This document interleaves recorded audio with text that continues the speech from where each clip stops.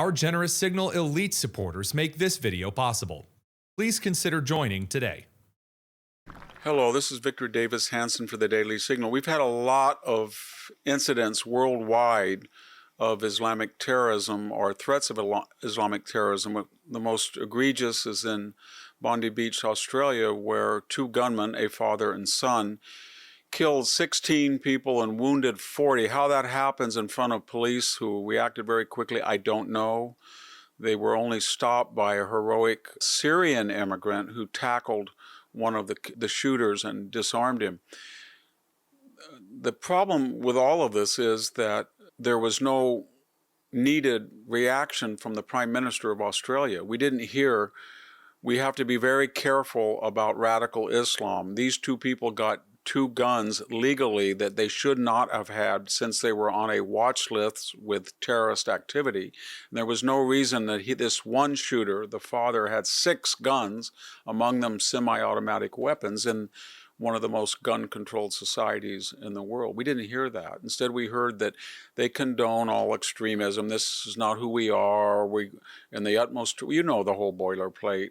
And then they said, we oppose all extremism, and it was a nanosecond before they said white extremism that had nothing to do with this. The second incident was in the Champs-Élysées in Paris. They canceled the annual Christmas celebration because they were afraid of radical Islamic protests. This is a French, predominantly at one time Catholic country, and they're afraid of 10 to 12% of their population can cancel the entire celebration. Would they ever do that for a Islamic celebration? Would the majority say, we're the majority and you can't have? No, they wouldn't. And then we come to the United States. We lost 2 soldiers overseas stationed in Syria that were executed, ambushed by a supposedly ISIS murderer. Details are still out. Back home, Brown University had a shooter who went into a classroom, yelled something. People are disagreeing whether it was Allah Akbar or what it was, but he executed 2 students and may have wounded 9 others. And again, the same mystery. How can a university with thousands of feet taken of video every hour not have him on their video records? How did he know where the classroom was? How did he know his way around Providence, Rhode Island? Why did they get another suspect who was a white male, former Army recruit, blasted his name everywhere as a likely suspect? He had nothing to do with it.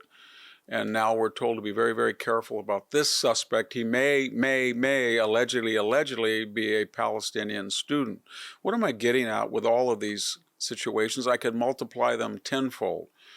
They are indicative of 3 or 4 pathologies in the West right now. Number one, the borders of, it's hard to say Australia because it's an island continent, but they are open.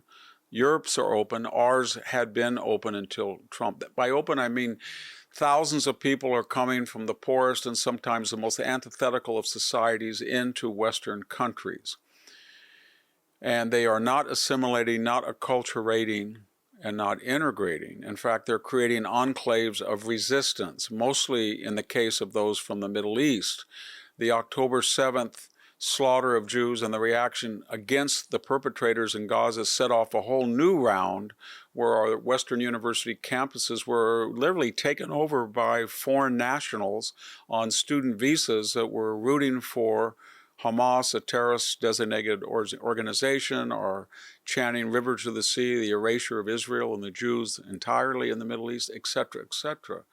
So there are no borders. The second problem was there was a diversity, equity, inclusion ideology in the West that said that society is binary and 30% of the non-white population is a perpetual victim of these victimizers. There's no proof needed that the 70% victimizers have done anything. It's just that their heritage was oppressive.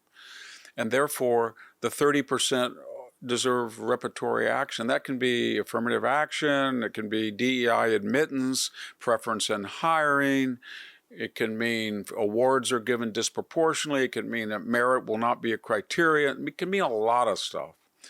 But in the case of these incidents, it means if the perpetrator is from the Middle East, there's a feeling, a general feeling that you cannot identify him. Or if you do identify him, or you say it's a radical Muslim, you have to then say, we deplore all of violence. We deplore anti-Semitism, which is the case in point in Australia, but we also deplore Islamophobia, of which there is no examples of people mass shooting Muslims in the cases we have seen.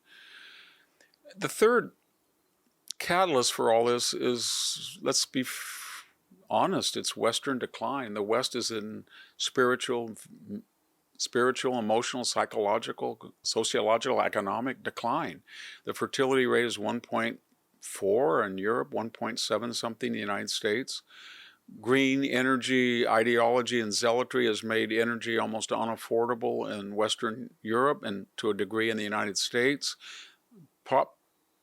partly on the prompt of the Chinese, who sell cheap solar, wind, and green advocacy so they can build nuclear plants, coal plants, import embargoed oil, and have an edge competitively in economic rivalry.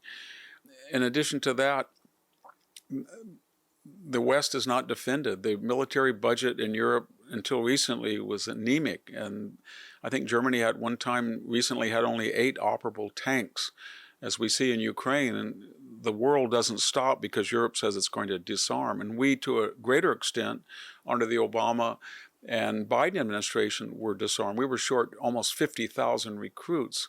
I could go on, but the combination of a lack of confidence in the West, in their culture, their tradition, their values, their heritage, their ancestors, coupled with this utopian idea you're going to change the demographic by bringing in poor people from antithetical societies, with the false multiplier that you're going to be racially and sexually and gender fixated and oppressed and dole out special beneficia to people based on their superficial appearance. It was a perfect storm, and if we didn't have these catastrophes, we'd have to invent them. Thank you very much. This is Victor Davis Hanson for the Daily Signal. Thank you for tuning in to the Daily Signal. Please like, share, and subscribe to be notified for more content like this. You can also check out my own website at victorhanson.com and subscribe for exclusive features in addition.